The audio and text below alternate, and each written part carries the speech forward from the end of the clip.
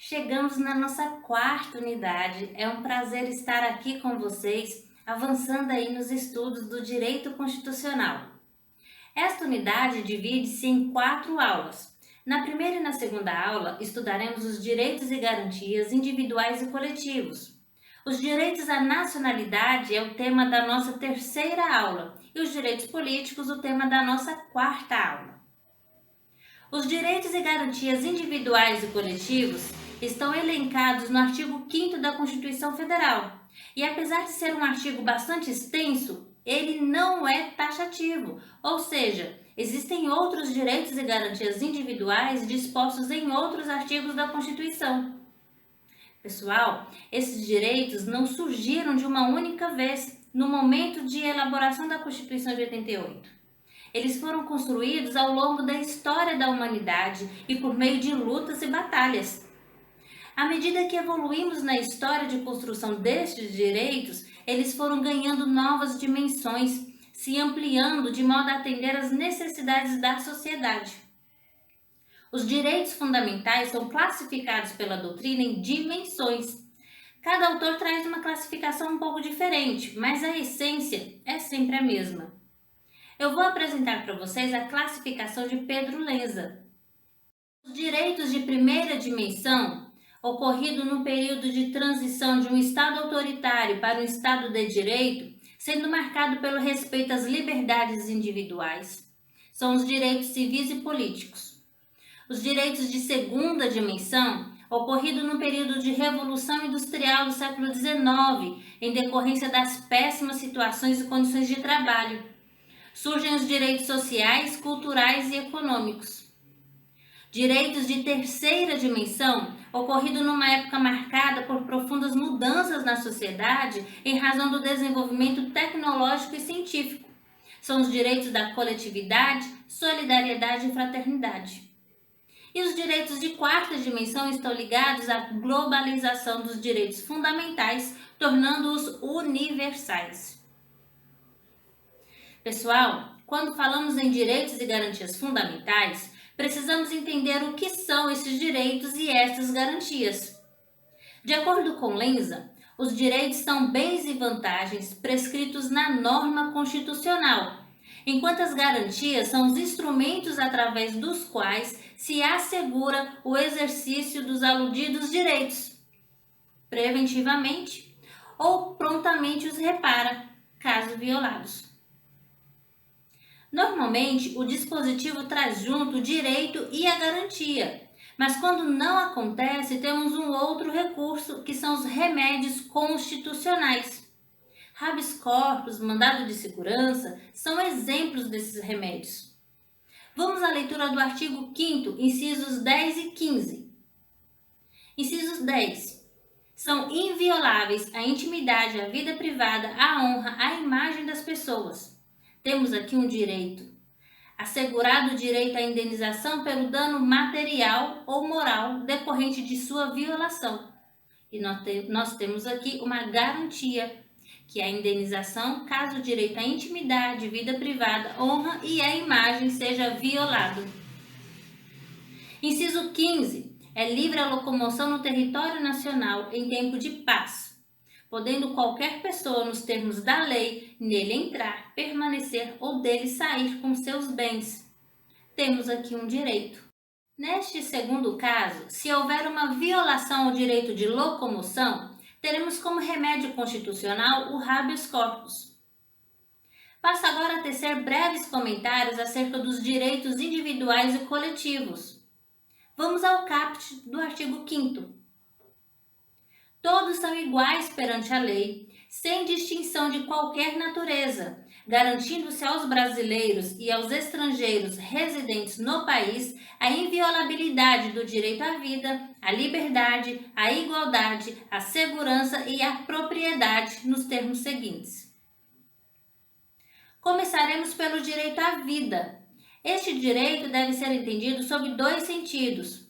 O direito de estar vivo, de não estar morto, de não ser morto, e também o direito a uma vida digna. Então não basta o estar vivo. O direito à vida assegura que esta pessoa receba todos os recursos que lhe garantam a sua dignidade.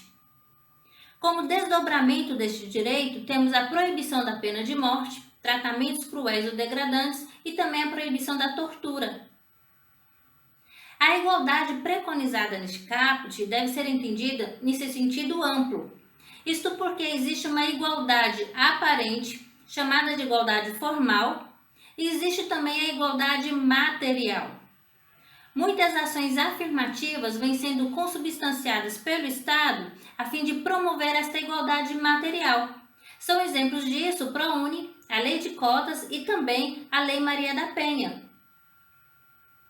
Uma expressão muito usada pela doutrina é que todos devem ser tratados de forma igual na medida da sua desigualdade.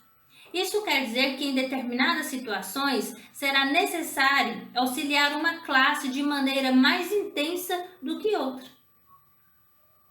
O inciso 1 consagra a igualdade entre homens e mulheres em direitos e obrigações. E o inciso 2 nos traz o princípio da legalidade. De acordo com ele, ninguém será obrigado a fazer ou deixar de fazer alguma coisa senão em virtude da lei. Este princípio da legalidade deve ser visto sob duas óticas: sob o ponto de vista do indivíduo comum e sob o ponto de vista da administração pública. O particular pode fazer tudo o que a lei não proibir, mas sob o ponto de vista da administração, ela somente pode fazer o que a lei permite. O inciso 3 diz o seguinte: ninguém será submetido a tortura, nem a tratamento desumano ou degradante. E de acordo com o inciso 43, a tortura é um crime inafiançável. Vamos à leitura desses incisos do artigo 5º. Inciso 4.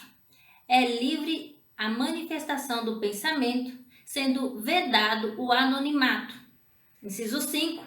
É assegurado o direito de resposta proporcional ao agravo, além da indenização por dano moral, material ou à imagem. Inciso 6. É inviolável a liberdade de consciência e de crença, sendo assegurado o livre exercício dos cultos religiosos e garantida, na forma da lei, a proteção aos locais de cultos e às suas liturgias. Inciso 9. É livre a expressão da atividade intelectual, artística, científica e de comunicação, independentemente de censura ou licença.